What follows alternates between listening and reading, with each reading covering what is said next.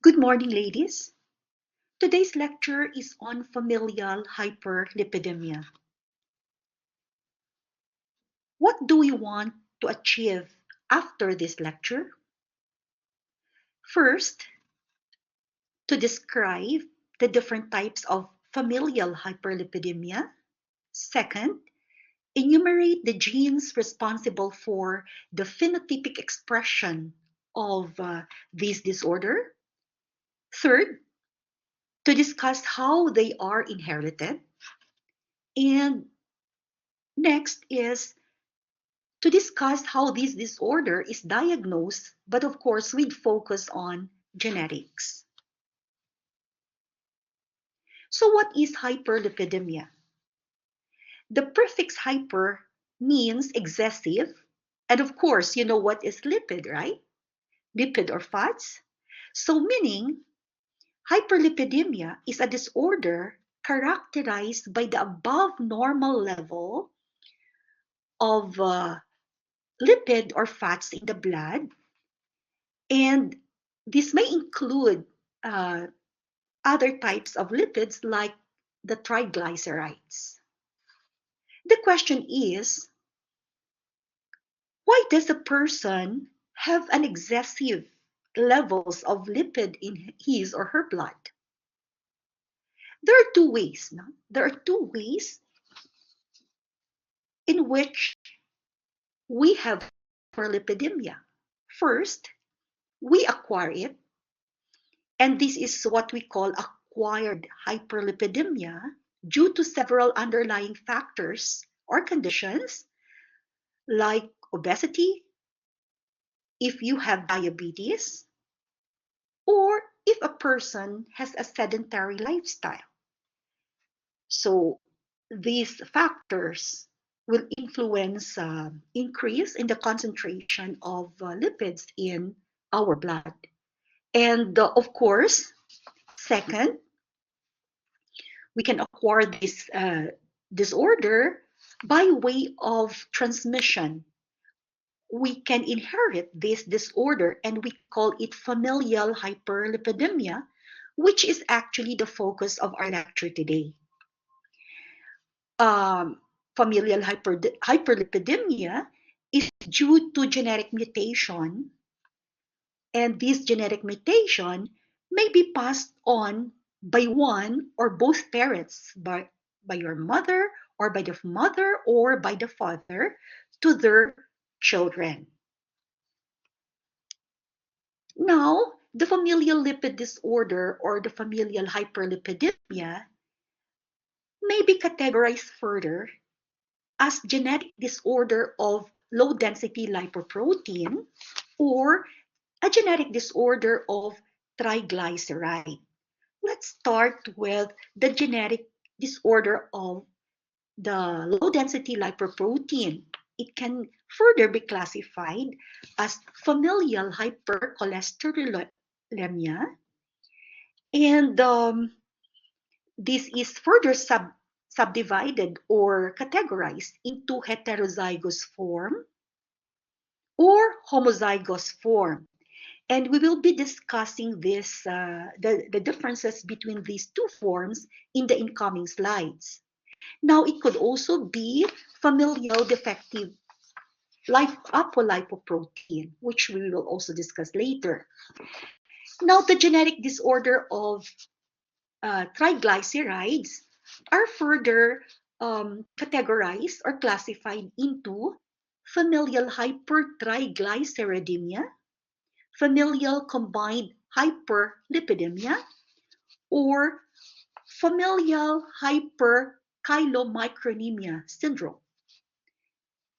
We will also be discussing the subtypes shortly. Now let's start with the familial hypercholesterolemia. This is considered as the most common autosomal dominant disorder characterized by high blood LDL levels, but with normal, but they have normal triglyceride level. So the people having this disorder have an increased risk of early onset atherosclerotic cardiovascular disease. So even at an early stage, they may have atherosclerotic CVD. As we made mention in the preceding slide, the familial hypercholesterolemia may be homozygous or heterozygous form.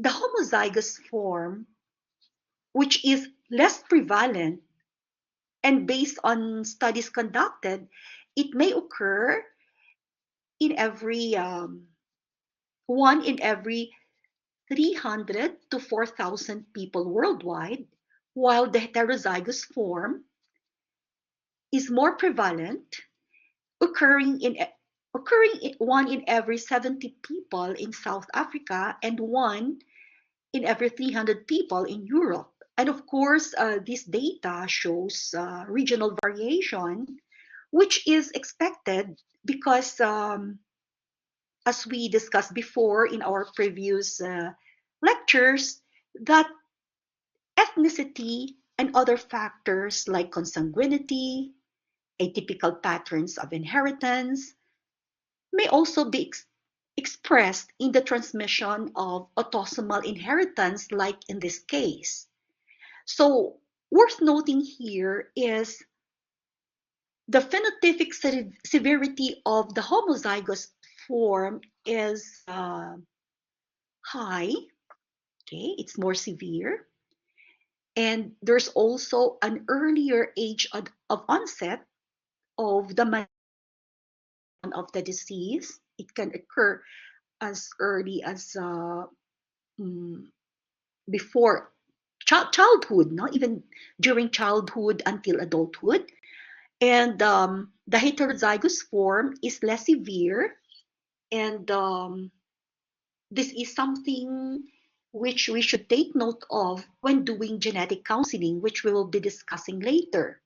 Now, to see more the differences between the familial homozygous form and the familial heterozygous form. This is homozygous and this is the heterozygous transmission. If we look at here the pedigree, so we have 1, 2, 3, and 4 generations, no? Showing heterozygous transmission. So the grandparents here, the grandmother is the carrier while the father is the carrier. And of course, because this is an autosomal dominant transmission, the carrier manifest, no, is considered affected of the disease, and the grandfather has none. But if you notice, among the siblings, we have two children. They have two children and two daughters and one son, and the son was affected, but this is heterozygous. And if you notice, the son transmitted it to her two sons, okay? And the son who got married with an affected wife passed into to their daughter. So if you notice, the heterozygous transmission is, as we made mention, it's less severe and it's not congesting the pedigree. So there is transmission, and because of course the affected father here, the affected son in the second generation, the father married an affected mother, so there's also less transmission in the next generation. But since this is autosomal dominant, it's clearly shown that the disease or the disorder is clearly shown in every generation. So if we compare it to the pedigree of homozygous case, here both the it's 1, 2, 3 generation also, and the grandparents are both having heterozygous form of familial hypercholesterolemia. And if you notice, they pass in to their children. only the one daughter is not affected, but the two are having heterozygous form, and the one son has homozygous form. So here we see homozygous transmission. And because there is homozygous transmission here, even if the mother is not affected, the children are all affected. So that this pedigree clearly shows that the high homozygous transmission is more detrimental. It causes more transmission compared to the heterozygous form. Now let's talk about the genetic mutation in familial hypercholesterolemia. So we have mutation defect in the ApoB or E LDL receptor gene. With this mutation, it results to impaired LDL particle clearance, and because of that, there is an increased LDL cholesterol in the bloodstream. There are four possible different types of mutations that may happen here. First, synthesis of the receptor 1, next, transportation ability, the binding ability, and the internalization, which is the fourth type. So the LDL receptor gene is actually located on chromosome 19, and the LDL clearance occurs in all nucleated cells, but mostly it occurs in, of course, we know it occurs mostly in hepatocytes. I'm not going to talk this in detail because we already discussed this in other lectures, like in our lecture in mutation, previous lecture in mutation, and you have touched this also in your biochemistry lecture. The second genetic mutation that may occur in familial hypercholesterolemia is the mutation in protein convertase subtethylene 9 gene, which results in the gain of function. And this, because this PCSK9 forms a complex with the LDL receptor gene also. And we also have the mutation in the ApoB 100 gene, causing also autosomal dominant. And in here, there is impairment of the binding, resulting to the mutation of this gene. Now, since this is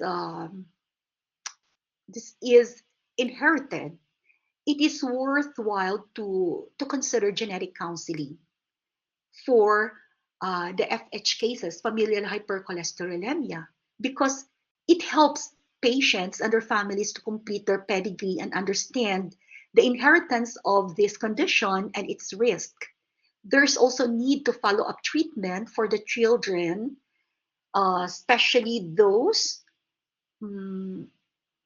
which do not yet show sign of this disorder, because it may manifest also early onset, or it may show also atypical patterns which may not be straightforward. So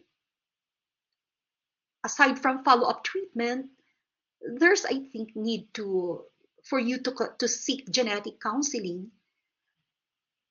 So patients having familial hypercholesterolemia may have physical phenotypes which may be examined, and physically they may show some telasmas in the eyelids, like in here, taken from the case of an 18-year-old patient with homozygous familial hypercholesterolemia.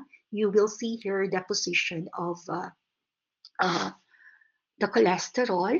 And we also have here in B, we have here the arcus cornealis here, okay, in a 21-year-old patient, also having homozygous FH.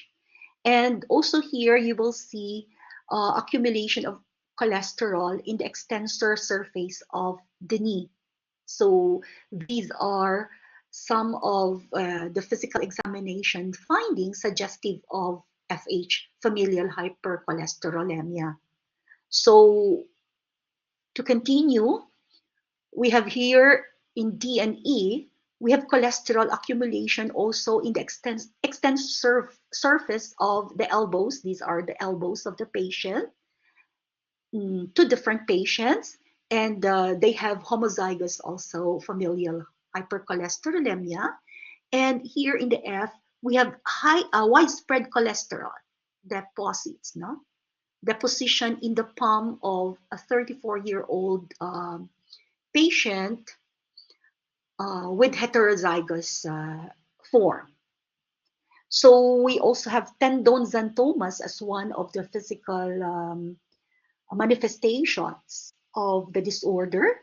And of course, most most importantly, the homozygous form may have premature atherosclerosis because of high deposition here of cholesterol in the arteries. And patient may die before age 20 if he has an early onset FH. And that's why we need to properly manage this condition.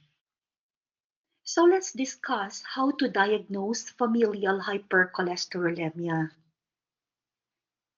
The Ministry of Health, the Saudi Ministry of Health, recommends actually a diagnostic criteria for adult familial hypercholesterolemia as well as the pediatric FH. However, in this lecture, we will focus only on adult FH. We will not be discussing the pediatric FH. Or you will discuss that in some other lectures, but we will focus here on the adult criteria for FH. This form is actually available in the Ministry of Health website, and this diagnostic criteria was actually based on diagnostic criteria for adult FH from the Dutch Lipid Clinic Network. So you can find in this form different criteria. Huh? So the diagnosis considers family history, clinical history, physical examination, the LDL cholesterol levels, and of course, the DNA analysis. For each criterion here, you have various categories. Like, for example, you are being asked for the first degree relative with premature coronary heart disease, or first degree relative with LDL cholesterol less than 95th percentile, and so on, with a corresponding score. So for clinical history, of course, if you have a premature coronary heart disease or within the family, of course, this is based on the Provence family. And you have also a corresponding score here. And as we made mention, we have various physical phenotypes or various manifestations, physical manifestations suggestive of FH, like tendon xanthoma, which is actually scored 6, and arcus cornealis, which is scored 4 for patient with less than 45 years of age. And also it's considering LDL cholesterol level, and we have here various concentration level with the corresponding score. Like, for example, if it is above or greater than 8.5 millimeter mole per liter, which is less than equivalent to less than 329 milligram per deciliter, you have 8, and the score decreases as the values or the level of concentration also decreases. And of course, we have actual mutation, no? Causative mutation in LDLR gene, the ApoB gene, and also the PCSK9 gene, which is scored 8. And how do you interpret the score? So we have 3 here, 4 categories for clinical diagnosis. Like, for example, we will have a definite FH if the score of the proband is greater than 8. If there is a definite FH for that, a probable FH or familial hypercholesterolemia if the score is 6 to 8, and possible FH if the score is 3 to 5, and unlikely if it is less than 3. So based on the scores, you will have this possible clinical diagnosis.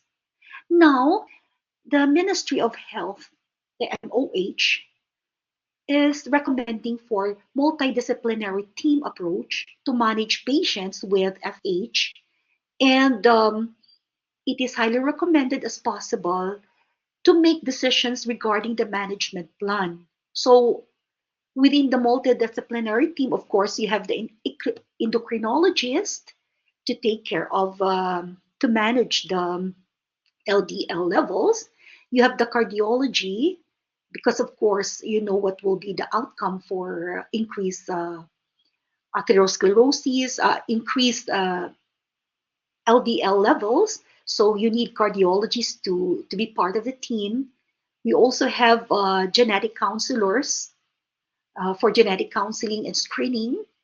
And we also have social worker to address some social aspects with regards to the disease, social services also, and of course, you have clinical dietitian for diet advice in order to, like for example, if obesity is one of the factors, then you need to lower down your cholesterol, your LDL level. You need to take care of your diet. So you need clinical dietitian under the multidisciplinary team. Now, let's move on to the another genetic disorder of the LDL, which is familial defective apolipoprotein B100, or we call this as FDB. So again, this is autosomal dominant disorder, and it's associated with hyperlipidemia and elevated risk for atherosclerosis due to the mutation in the ApoB gene, which reduces the binding affinity between this gene, the ApoB gene, with the LDL receptor gene. And of course, because of that, there will be a higher level, no, of LDL in the bloodstream. And to see how it is being inherited, still it is autosomal dominant, and the pedigree here, um, we have an affected, it's just a schematic representation, not a pedigree, but a schematic representation on how the the disorder can be inherited. In here, since this is autosomal dominant, the mother has, and she is a heterozygous. She has heterozygous form, and among the children, there are 50% or 2:4 possibilities of having an affected children. But of course, these are all heterozygous forms since the father is not affected. So 50-50 possibility of having the disease transmitted to the children. And to summarize, the differences between the hypercholesterolemia, familial hypercholesterolemia, and the familial defective apolipoprotein here. So just to differentiate the two. So we consider these features like the gene which is being mutated in FH. We have the LDLR gene, the ApoB, and the PCSK9 gene, but in FDB it is limited to ApoB gene mutation. Both these disorders are show autosomal dominant transmission. And for the mechanism, Here in the FH, there is a defective or absence of LDR receptors, while here there is a defect in ApoB gene that impairs the receptor, the LDR receptor binding. And for cholesterol levels, for FH, it's markedly elevated from since birth. And but I told you that since this is autosomal dominant trait, it can also show early onset. No? And for the PDB, it's moderately elevated. And for clinical severity, of course, the FH is more severe with early onset cardiovascular disease, and the FDB is quite milder phenotypically. Now, let's move on to the genetic disorders of triglycerides. First, we have the familial hypertriglyceridemia, which is an overproduction of the VLDL from the liver. And this results to excessive triglycerides and VLDL on patients' lipid profiles. And these can cause actually acute pancreatitis. So usually it is accompanied by other comorbidities such as obesity, hyperglycemia, and hypertension. For genetics of familial hypertriglyceridemia, again, it is autosomal dominant inheritance, but here, most cases have polygenic inheritance. You know very well what we mean by polygenic inheritance. It is not only influenced by genes, but other environmental factors. So it's caused by heterozygous inactivating mutation of LPL gene. And since this LPL gene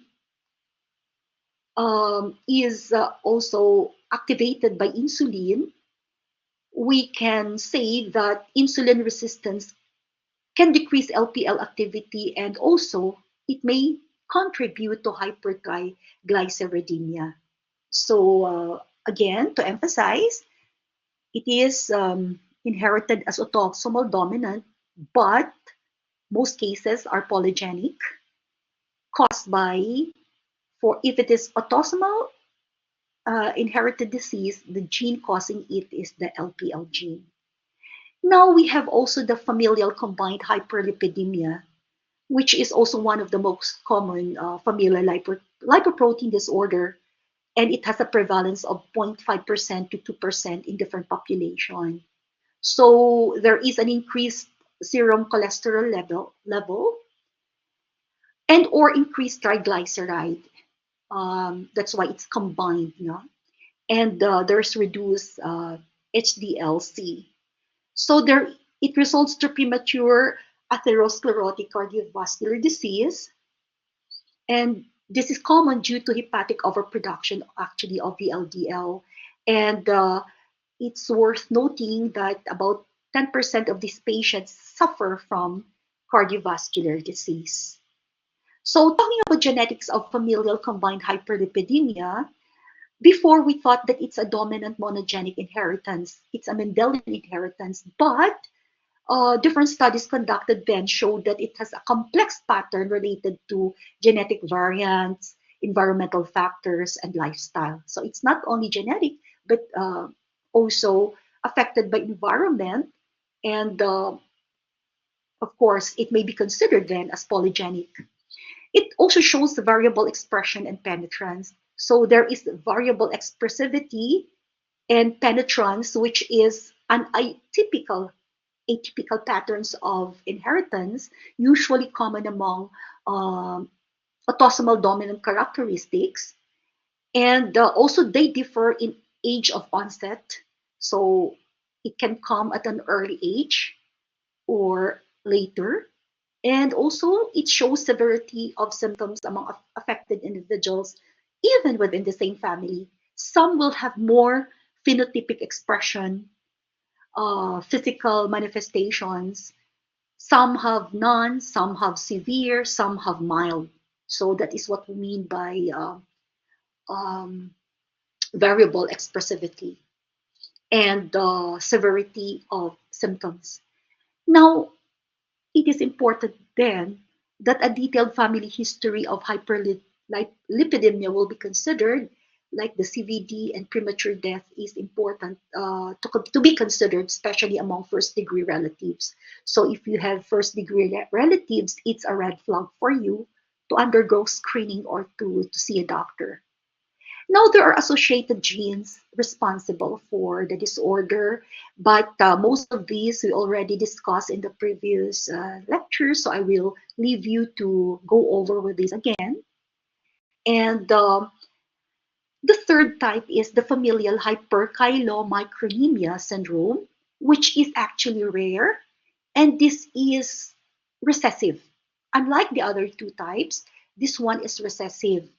This is a recessive metabolic disorder caused by mutation in the LPL gene, and it represent it presents as elevated triglyceride and chylomicron in the plasma, causing variety of symptoms, including serious episodes of acute pancreatitis. So this is the only one which is inherited recessively.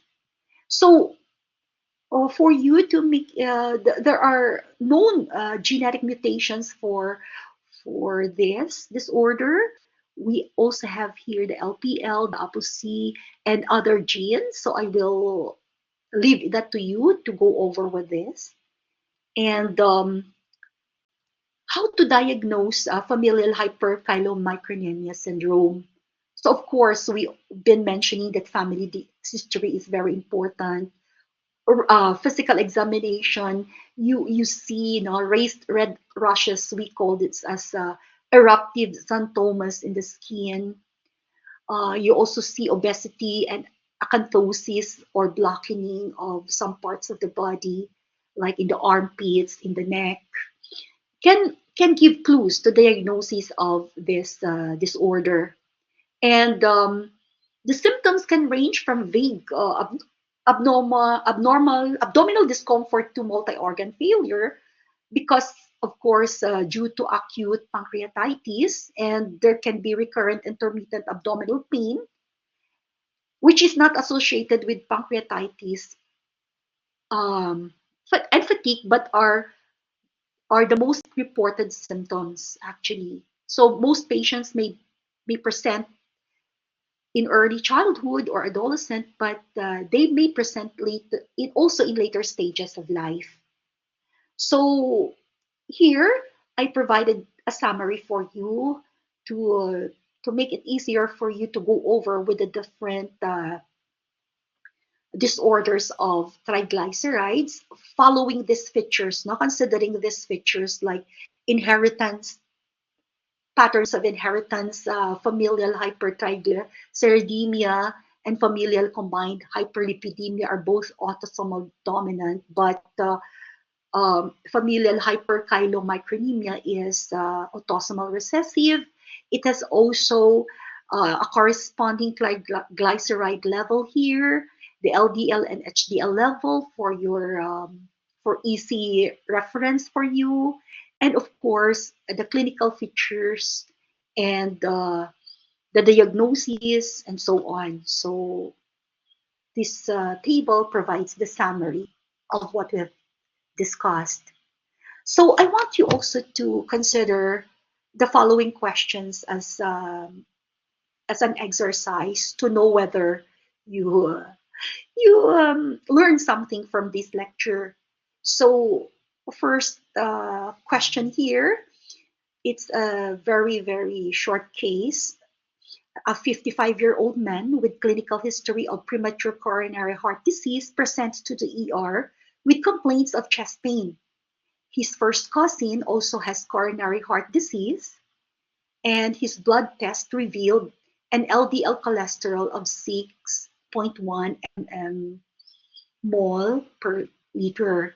So, based on diagnostic criteria for adult familial hypercholesterolemia set by the Saudi Ministry of Health, so we presented that in the previous slide. So you can also find, if you want to read more about this tool, about the diagnostic tool, the questionnaire tool, you can visit also the MOH, the Saudi MOH website. And I want you to see I want you to go over with the tool and see what is the most likely diagnosis in this case. So that's one. Go back to the tool, to diagnostic tool we just discussed, and then try to answer this. No?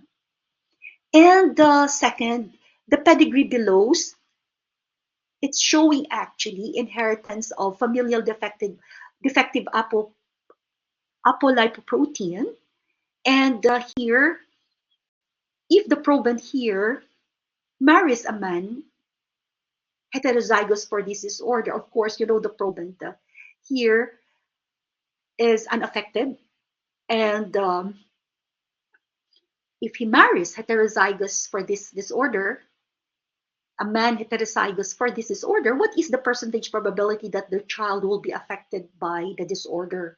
So you continue the pedigree here if you want. So try to answer. And the third question is genetic counseling important in this case? I'm referring to this case. You explain why or why not, and we can discuss this in our next session. Um, we use this various reference, and thank you, girls, for um, listening to this lecture. See you next session.